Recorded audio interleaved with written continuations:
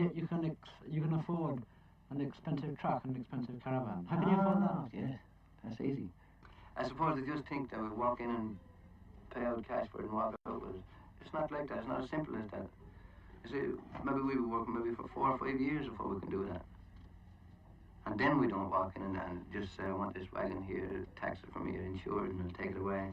It's not like that. We have part exchange every time. And it allows so much on the old one, you know, maybe to a couple £100, maybe we might have that. And we'd give that a swap and have a new one. Caravans can cost £2,000. The gypsies say they earn it. Most people assume they steal it. Everybody steals. Even in the Everybody settled steals people, things. the Settled steal people thing, that's you know. living in houses, them steals, don't they? And there's maybe travelling people steals. But the travelling person gets the worst name. When they see a gypsies camp nearby their home, they just, if they miss something when they come in from work, they'll say, well, the gypsies done that. The gypsies is up there and camping up there. Well, this stands bad for us. Everybody's against us. They say, we done it, we took it. It's the gypsies took it. It might be their next door neighbour took it. Why do you think it is that people don't like travellers? Good question. Well, maybe it's the way to go on with big crowds, get on scrap and that there. Maybe sometimes, maybe some people do get abused. They're tired of all the people the same then, you see. But why does that happen? Why do people get abused? Well, maybe somebody might go to a place and might say bugger off and you might answer them back, so-and-so, you know. But people are often even frightened of you. Why do you think that is? I don't see why they should be frightened. But they are. I suppose so, yes. Well, I'll tell you how it is fighting in pubs. What's the start of an argument in a pub is, when you walk into a pub and a man says, or a woman, whoever it may be that's in the pub, what can you say? Maybe there are 2 or 3 people at that bar. And the man might say, Mrs., right over your head, although you were in front of him. The settled community might say, right over your head, a pint, please. That's left you in the background. That's victimising you, just because you're a traveller. And then when you say, listen, sir, I'm in front of you, I'm before you, it's me to be said before you. The first thing you say, well, I'm a customer in this place. You're only a bloody gypsy, you're a bloody tinker. Well, what kind of a person would you want to be? You want to be a dog, you want to have no life in you, if you didn't take up for yourself. John Connors did stick up for himself and the other gypsies. It was because he got them to dig themselves in that the council couldn't dig them out. But you expect the council to give you a site? Yes, we expect them, because we don't know all the way out. What right have you to expect this? Well, didn't the people get houses? Didn't the people in this area, whatever area this is, Brown Hills area, hadn't they to be provided with houses when they started off first? Well, they bought them, Yes, most of them. well, yes, I know they bought them, most of them, yeah, but a lot of them is council houses. Most of them belong to the council houses. But you don't belong in this area. You're travellers. You're travellers, yes, but we want to settle down. That's what we want. We want to settle down in the one place. But if so we can get education for our children. But if the people around here don't want you and the council doesn't want Oh, you... they'll have to put up with us, that's the only thing. Why should they? They'll have to put up with us, why wouldn't they?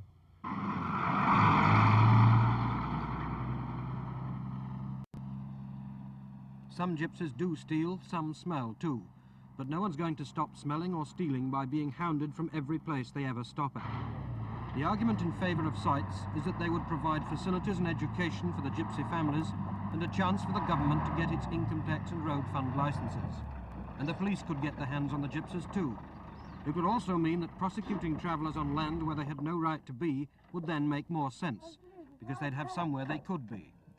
It's understandable too that the local councils say no, but when every council says no, it means there's nowhere to go for 15,000 people, and no education at all for 6,000 children. And there are 6,000 gypsy children growing up without being able to read and write.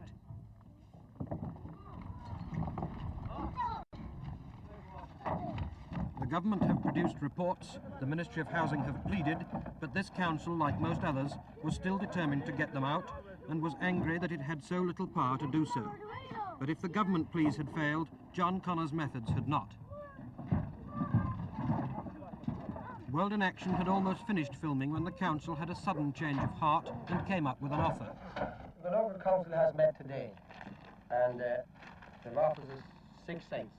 What does it say, Johnny? And this is what it says.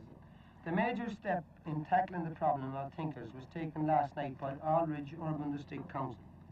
It agreed after a 3-hour debate to provide a permanent site for 6 families.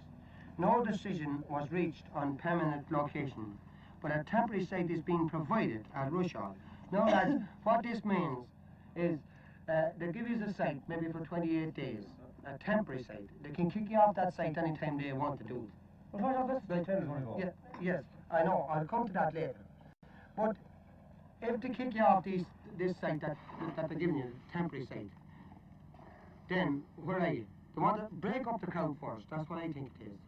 When they break up the crowd, then we're finished. They can push, kick, pull any 2 or 3 or 6 families away.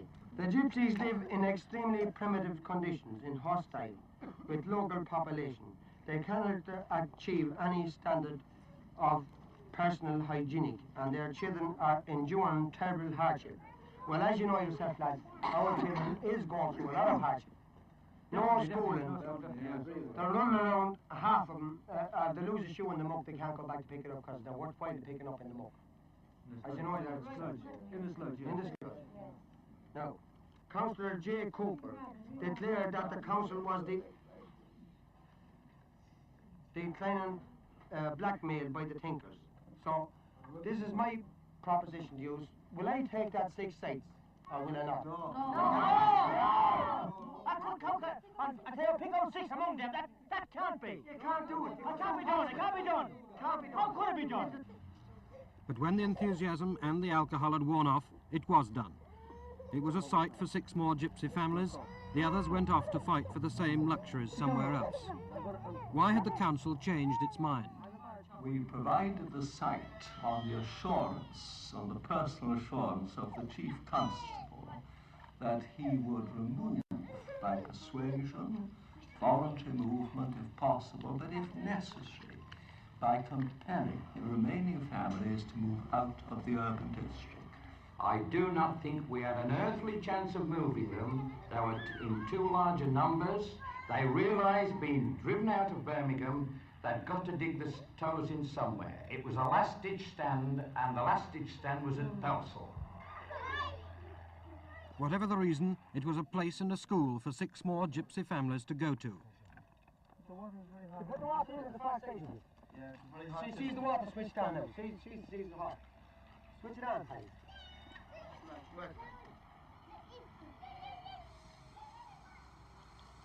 It's hot already. Hot already. When we began filming, 143 gypsy families were allowed to live within the law.